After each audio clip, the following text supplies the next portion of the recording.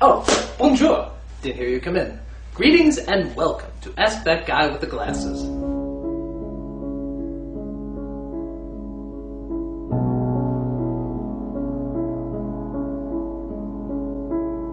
There's seagulls at the top of my school, and they are beginning to become quite a disturbance because they attack people. What can I do to make them disappear?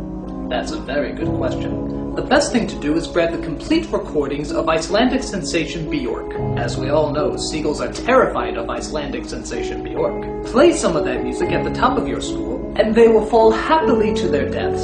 The only downside to this is some of the smaller seagulls' heads might actually explode, which will make cleanup quite a nuisance. But not nearly as big a nuisance as listening to Icelandic sensation Björk. Not that she's not talented, gifted, or incredibly beautiful. It's just that she's from Iceland and I'm terribly racist. Oh my, yes, incredibly racist.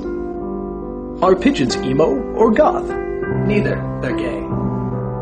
What is the best method of defending yourself against a horde of evil squirrels using an onion, a stapler, and the complete works of Edgar Allan Poe? I would say lure them with the onion, place it inside the complete works of Edgar Allan Poe, and as soon as the squirrel approaches the onion, staple his head to page 33. So that way, every time you open up the complete works of Edgar Allan Poe, you can say to yourself, hey, I stapled a squirrel on page 33. Lovely. Where is the beef? In the space between spaces. Once I was playing Super Mario 64, and in Super Mario 64, you have to jump in a painting to start the level, and so I did. My little brother saw it and he asked me how that was possible, and I told him it's possible because it's a video game. He went crazy and is now scared of paintings. What should I do? Sacrifice him to your god. Whether it be Buddhist, Christian, Hindu, or what have you, just sacrifice him. Because all great religions agree that life is a sacrifice. And what better way to prove it than to sacrifice the innocent? As the old saying goes, if at first you don't succeed, sacrifice. Sacrifice, sacrifice, sacrifice. Sacrifice. Yes. If you found yourself trapped in an underground Egyptian chamber, how would you escape if you only had a revolver and a pen to help you? I forgot to mention that the chamber is filled with transvestite scorpions and radioactive monkeys. That's a very good question. Actually, no it isn't. It is the worst question I have ever been asked in my entire life. Shame on you. My advice is to kill yourself and burn in the fiery flames of hell. Trust me, you will be doing the world and yourself much good. Yes. Where is the any key? Right there. Right there. You see it? Right there. Do jellyfish get gas from eating jelly beans? Actually, no. The reason for this? Jelly beans are actually jellyfish eggs. Not too many people know that. However, jellyfish do get gas from Bush's baked beans, which are actually the eggs of our current president, George W. Bush, who has gas quite often after eating jelly beans.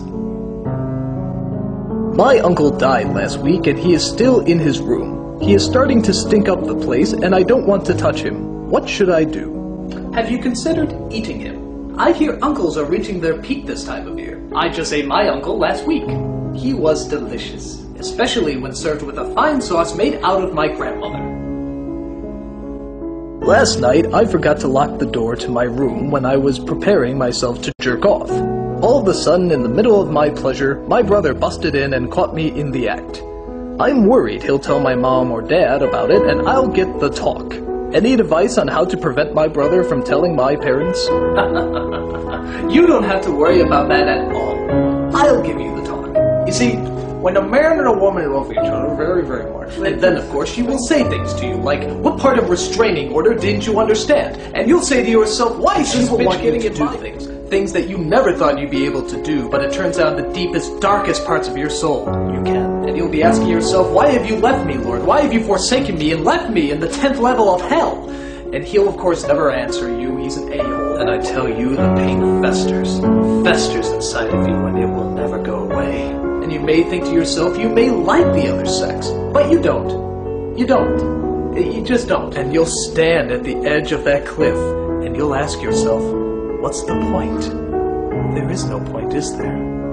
There's only the empty void. And that's what a man and woman do when they love each other very, very much. I hope this has helped you out. It certainly has me. This This is that guy with the glasses saying, there's no such thing as a stupid question until you ask it.